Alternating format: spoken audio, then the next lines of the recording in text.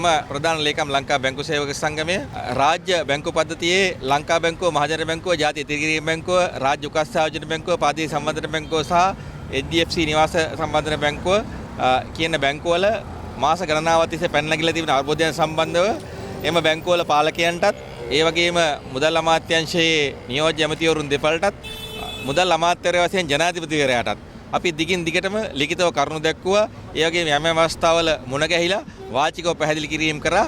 නමුත් ඒ කිසිම දෙයකට නිසි විසඳුම් ලැබිලා නැති නිසා අපිට සිද්ධ වුණා ලංකාවේ බැංකු පද්ධතිය තුළ වැඩ කරන වෘත්තීය සංගමයක් විදියට යම් යම් බැංකුවල වෘත්තීය ක්‍රියාමාර්ග ආරම්භ කරන්න. ඒ අනුව ලංකා බැංකුවේ ඒ වගේම ජාතික ඉදිරිකිරීම බැංකුවේ අපි වෘත්තීය ක්‍රියාමාර්ග දියත් කරා. ඒත් එක්කම අනිකුත් බැංකුවල මේ වෙනට වෘත්තීය ක්‍රියාමාර්ග දියත් කරන්න සැලසුම් කරලා තියෙනවා ජූනි මාසේ සහ ජූලි මාසේ යම් යම් දිනවල. ඒ වගේම අපි බලාපොරොත්තු වෙනවා මේවට නිසි විසඳුම් ලැබුණ නැත්නම් ඉදිරි කාල සීමාවේ සියලුම රාජ්‍ය බැංකුවල එක් දින වැඩ රජිනක් දක්වා වෘත්තීය ක්‍රියාමාර්ග වලට අවතීර්ණ වෙන්න. මම ධනංජය සිරිවර්ධන ලේකම් ලංකා බැංකු සේවක සංගමය ලංකා බැංකුව ශාඛාව. අද අපිට බරපතල ගැටලුවක් ඇති වෙලා තියෙනවා. රාජ්‍ය ආයතන සුරක්ෂිත කරනවා කියලා බලයට ආපු ආණ්ඩුව අපිට ගැටලුවක් වෙලා තියෙනවා. මේ වෙන විට රාජ්‍ය බැංකු පද්ධතිය ස්වාභාවික මරණයකට පත්කරන්න කටයුතු කරමින් යනවාද කියන එක.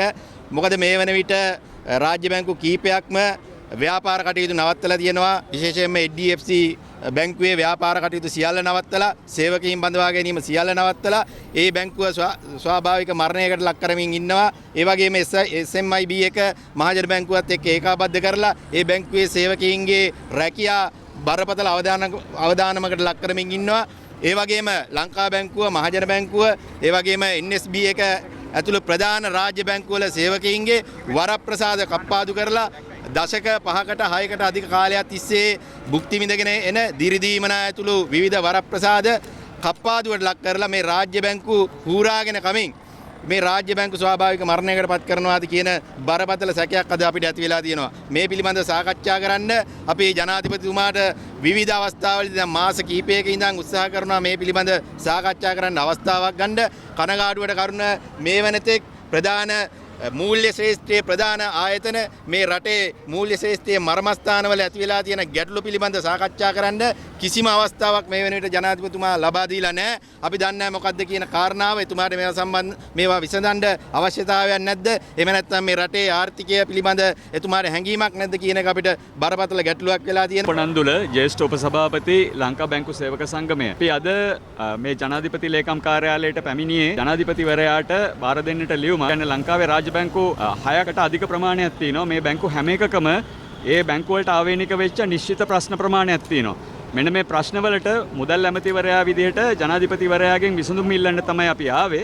එතනදී බොහොම පැහැදිලිව අපි කියන්න අවශ්‍යයි මේ වෙලාවේ මහජන බැංකුව වගේ ලංකාවේ තියෙන ප්‍රධාන බැංකුවක අධ්‍යක්ෂ මණ්ඩලය පත් කිරීමක් කරලා නැහැ. අධ්‍යක්ෂ මණ්ඩලය සම්පූර්ණයෙන් පත් කරලා නැහැ. ඒක විශාල ගැටලුවක් බවට පත් වෙලා තියෙනවා.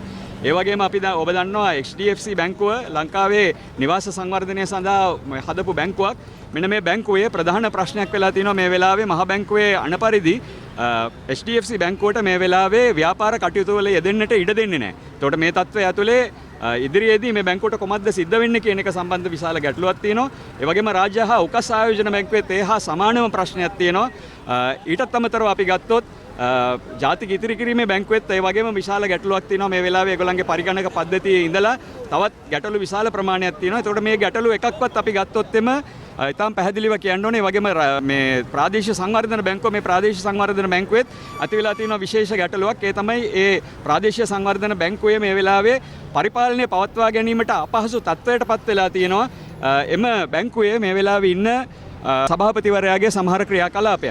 ඒ නිසා අපිට මේ වෙලාවේ මේ ප්‍රශ්න ගත්තට පස්සේ මේ ප්‍රශ්න එකක්වත් මේ සේවකයන්ගේ වැටුප් සම්බන්ධ ප්‍රශ්න නෙවෙයි, මේ බැංකු ඉස්සරහට ගෙන යාම සම්බන්ධ ගැටලු. එතකොට පැහැදිලිව මේ රටේ මූල්‍ය ක්ෂේත්‍රය කියන එක පවත්වාගෙන යන්නට නම් මේ රටේ බැංකු තියෙන්න ඕනේ, විශේෂයෙන්ම රාජ්‍ය බැංකු තියෙන්න ඕනේ.